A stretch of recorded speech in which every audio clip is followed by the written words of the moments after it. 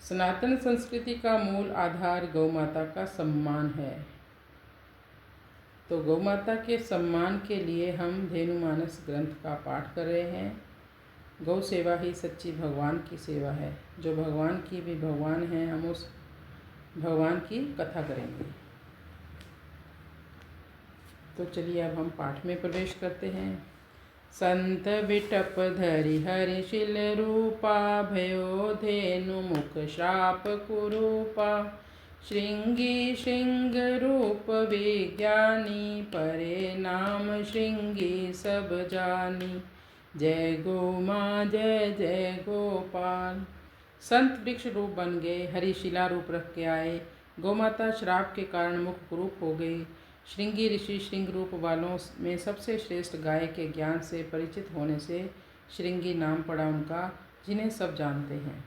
वृष हल ज्योति करत जो खेती, गौ में उर्वर जीवन देती।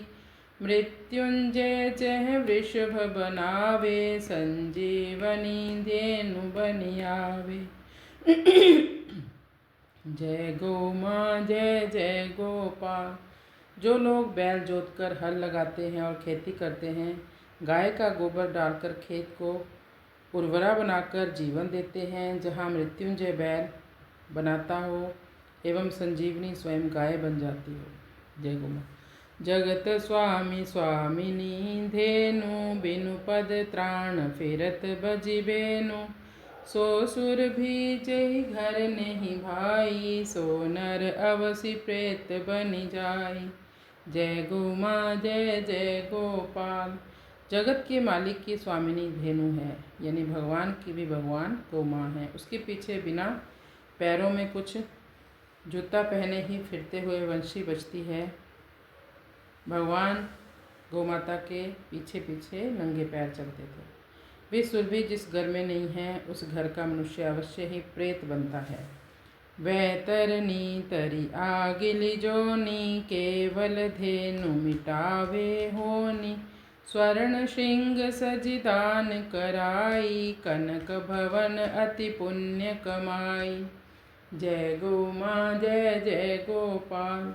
वैतरणी नदी भी गौ माता की कृपा से ही पार होती है, यानी भवसागर भी गौ माता की सेवा और गौ माता ही कराती है। केवल गौ माता ही होनी को मिटा सकती है। जिसने गाय के सींगों पर सोना लगाकर दान किया, उसने अति पुण्य कमाकर कनक भवन को प्राप्त किया।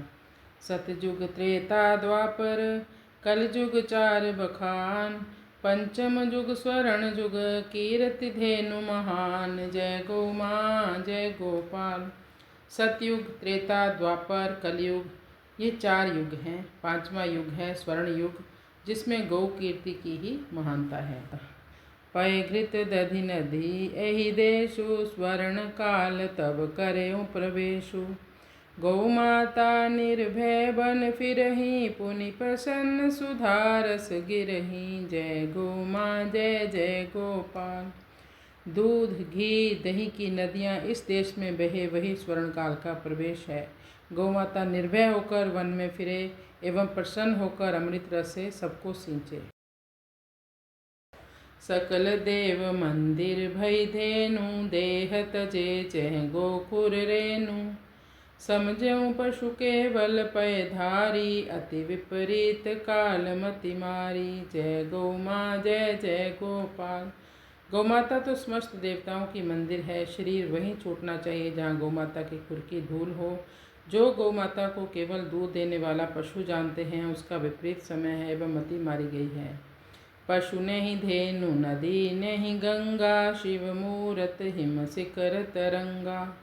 प्रात काल उठी धेनु मना, वही सकल संपदा सो नर पावही। जय गौ माँ जय जय गोपाल।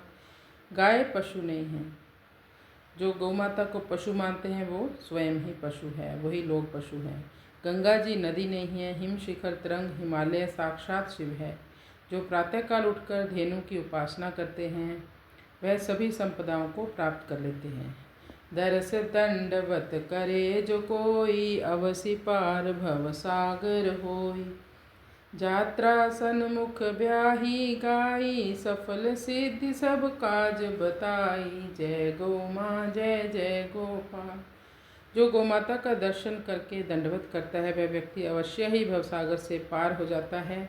यात्रा के समय सामने यदि ब्याही हुई गाय आ गई तो कार्य सिद्ध सफल है, यह बता दिया, समझ लो यह इशारा हो गया। लेकिन ऐसे दर्शन होते ही कम हैं या ना ही होते, ऐसा समझ लो। गौ माता के ही दर्शन हो जाएं वो भी बहुत है। वर्ष चतुर्दश पए पियो, व्यापे नहीं को रोग। संपत्ति सुख नित पावहीं, अंत ईश मिलि जोग। जय गौ माँ जय गोपाल। 14 वर्ष जिसने निरंतर गाय का दूध पी लिया उसे कोई भी रोग नहीं लगेगा। संपत्ति सुख नित्य प्राप्त होते रहते हैं एवं अंत में ईश्वर मिलने का योग बनता है।